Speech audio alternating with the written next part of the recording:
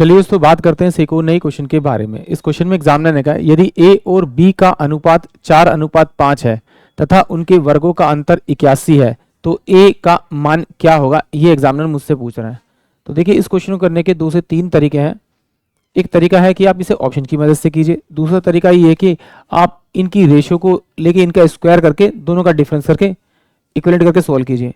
तीसरा तरीका इसे आप वो 4x और 5x मान के कीजिए। तो चलिए पहले हम इसे शॉर्ट तरीके से करते हैं।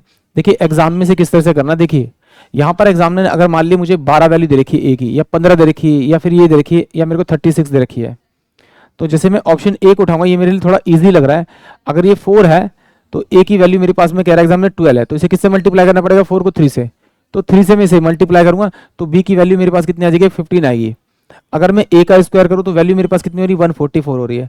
बी का स्क्वायर करूँ तो मेरे पास में वैल्यू 225 हो रही है। इन दोनों का डिफरेंस करूंगा तो डिफरेंस कितना आ रहा है मेरे पास में, 81 आ रहा है। और एग्जामिनर ने मुझे डिफरेंस 81 दिया, इसका मतलब ऑप्शन डी मेरा इस क्वेश्चन का करेक्ट आंसर है। अब चलिए इसको एक बार सॉल्व कर लेते हैं। अगर इस तरह से नहीं करना तो ए और बी का रेशियो एग्जामिनर ने मुझे दे रखा है 4 रेशियो में आपका कितना दे रखा है, आपका 5 दे रखा है। एग्जामिनर ने कहा दोनों का स्क्वायर कीजिए, इसका स्क्वायर करूंगा तो 16 आएगा, इसका स्क्वायर करूंगा तो मेरे पास में 25 आएगा। और अगर दोनों का अंतर करूंगा तो अंतर मेरे पास 9 आ रहा है, जबकि एग्जामिनर कह रहा है अंतर इसका 81 होना चाहिए। तो इसे मुझे किससे मल्टीप्लाई करना पड़ेगा, आपका 9 से। तो जिससे से मल्टीप्लाई करना उससे ए वाले नंबर को मल्टीप्लाई कर दीजिए।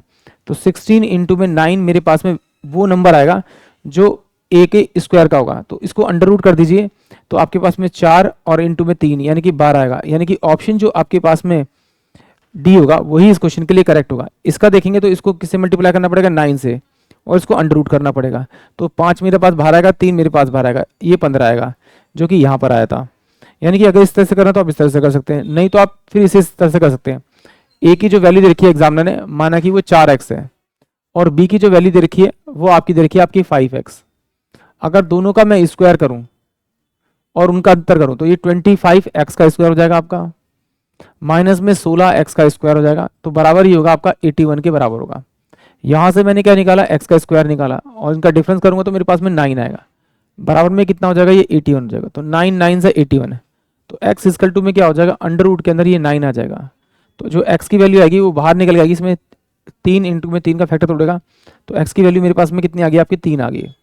अगर x की वैल्यू 3 है तो मुझे निकालना है a की वैल्यू। तो 4 इंटू में अगर मैं 3 रखूंगा तो मेरे पास जो आंसर आएगा वो 12 आएगा। यानी कि ऑप्शन जो डी होगा वो इस क्वेश्चन के लिए करेक्ट होगा। आई होप आप सभी को क्वेश्चन समझ में आया होगा।